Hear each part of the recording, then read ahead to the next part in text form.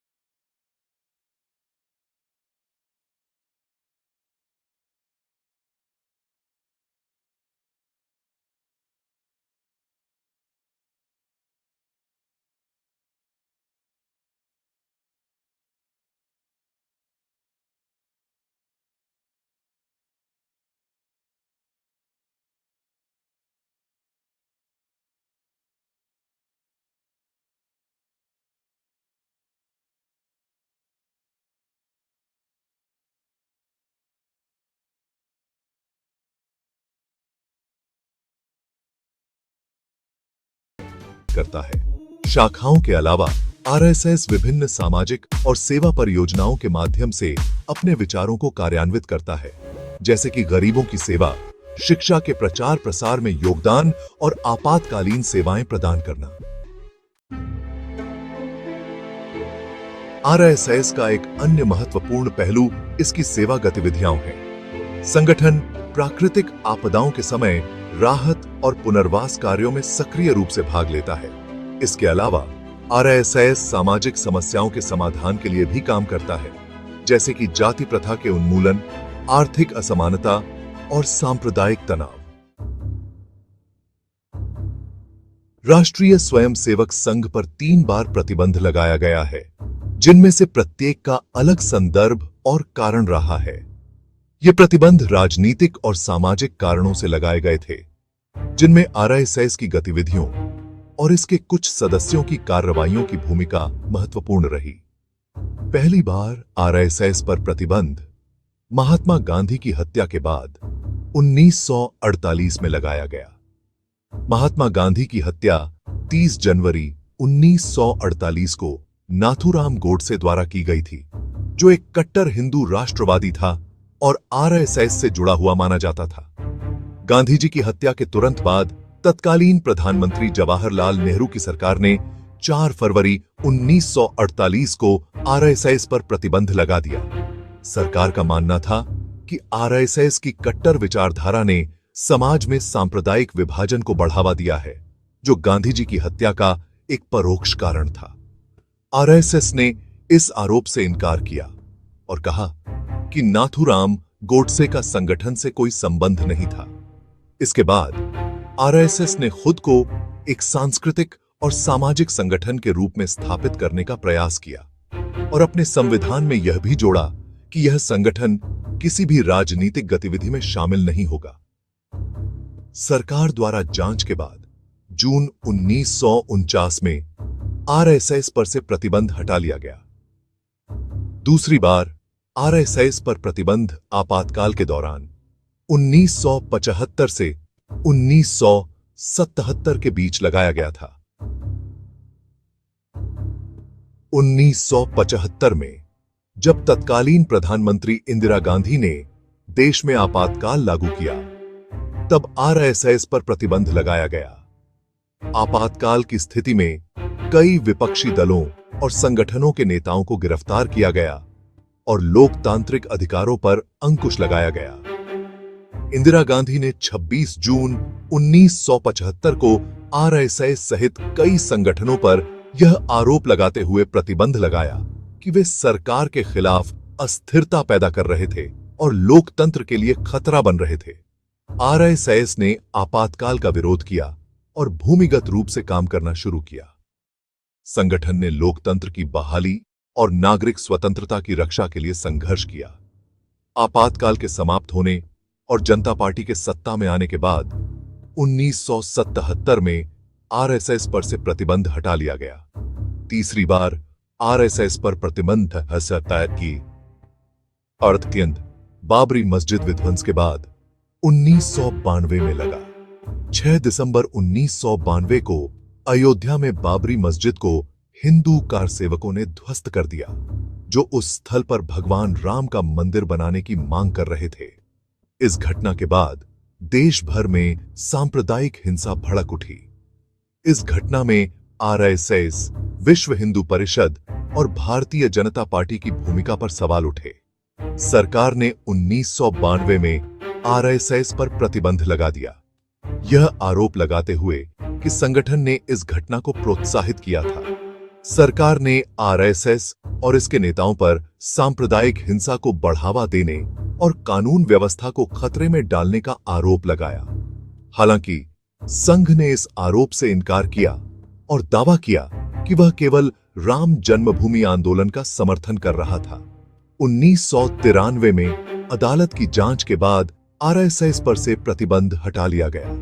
इतनी यातनाएं झेलने के बावजूद आरएसएस राष्ट्रीय हितों के कार्य में निरंतर कार्य करता रहा। आरएसएस खुद को राष्ट्र निर्माण की दिशा में काम करने वाला संगठन मानता है। आरएसएस के राष्ट्रीय कार्य विभिन्न क्षेत्रों में विस्तृत हैं, जिनमें शिक्षा, सेवा, आपदा राहत, सामाजिक जागरूकता और सांस्कृतिक पुनर्जागरण शामिल हैं। राष्ट्रीय स्वयंसेवक संघ शिक्षा के क्षेत्र में सक्रिय रूप से कार्य कर रहा है। वह प्राकृतिक आपदाओं के समय राहत और पुनर्वास कार्यों में सक्रिय रूप से भाग लेता है। संगठन के स्वयंसेवक बाढ़, भूकंप और अन्य आपदाओं के समय राहत कार्यों में जुट जाते हैं और जरूरतमंदों की मदद करते हैं। इसके अलावा आरएसएस का सहायक संगठन सेवा भारतीय देश भर में विभिन्न सेवा परियोजनाओं को संचालित करता है, जिसमें गरीबों की सहायता, शिक्षा और स्वास्थ्य सेवाएं शामिल हैं। आरोग्य भारती जैसे संगठनों के माध्यम से स्वास्थ्य जागरूकता कार्यक्रम आयोजित किए जाते हैं। ग्रामीण और दूरदराज के क्षेत्रों में आरएसएस ने चिकित्सा शिविर और स्वास्थ्य सेवाएं प्रदान की हैं, जिनसे हजारों लोगों को लाभ पहुंचा है। आरएसएस भारत की सांस्कृतिक धरोहर और मूल्यों के संरक्षण और पुनर्जागरण की दिशा में काम करता है। यह समाज में त्योहारों, धार्मिक समारोहों और अन्य सांस्कृतिक गतिविधियों को बढ़ावा देता है। विश्व हिंदू परिषद जैसे संगठन हिंदू धर्म के पुनरुद्धार में सक्रिय भूमिका निभाते हैं। आरएसएस पर 3 बार प्रतिबंध लगाया गया है और हर बार संगठन ने उन परिस्थितियों से अपने तरीके से निपटने का प्रयास किया है। इन सब के बावजूद आरएसएस ने अपने संगठनात्मक ढांचे, कार्यप्रणाली और सेवा कार्यों के माध्यम से भारतीय समाज में अपनी गहरी पकड़ बनाई है। राष्ट्रीय स्वयंसेवक संघ खुद को एक गैर राजनीतिक संगठन के रूप में पेश करता है, लेकिन इसके राजनीतिक प्रभाव को नकारा नहीं जा सकता। भारतीय जनता पार्टी और अन्य कई संगठनों के साथ इसके घनिष्ठ संबंध हैं, जिनमें से अधिकांश हिंदू राष्ट्रवाद को बढ़ावा देने वाले संगठन हैं। भाजपा का उदय और उसकी राजनीतिक सफलताएं अक्सर आरएसएस के समर्थन और उसकी विचारधारा से जुड़े कार्यकर्ताओं की मेहनत से जोड़ी जाती हैं। आरएसएस का राजनीतिक दृष्टिकोण हिंदू राष्ट्रवाद और सांस्कृतिक पुनर्जागरण पर केंद्रित है। यह संगठन हिंदू समाज को संगठित करने और उसे एक सांस्कृतिक और सामाजिक शक्ति बनाने के प्रयास में लगा हुआ है। इसकी राजनीतिक विचारधारा सामाजिक न्याय, सांस्कृतिक गौरव और राष्ट्र की सुरक्षा पर आधारित है। राष्ट्रीय स्वयंसेवक संघ अपने स्थापना काल से ही विवादों और आलोचनाओं का सामना करता रहा है। इसे अक्सर हिंदू राष्ट्रवाद और सांप्रदायिक ध्रुवीकरण को बढ़ावा देने का आरोप लगाया जाता है। इसके आलोचक इसे एक सांप्रदायिक और विभाजनकारी संगठन मानते हैं, जो समाज के विभिन्न वर्गों के बीच तनाव पैदा करता है। हालांकि आरएसएस के समर्थक इसे एक राष्ट्रवादी और समाज सुधारक संगठन मानते हैं, जो भारतीय समाज के सांस्कृतिक और नैतिक उत्थान के लिए काम कर रहा है और देश की सेवा के लिए समर्पित है। वे इसे एक संगठन के रूप में देखते हैं, जो राष्ट्र और समाज की सेवा के लिए समर्पित है और जो देश की एकता और अखंडता के लिए काम कर रहा है।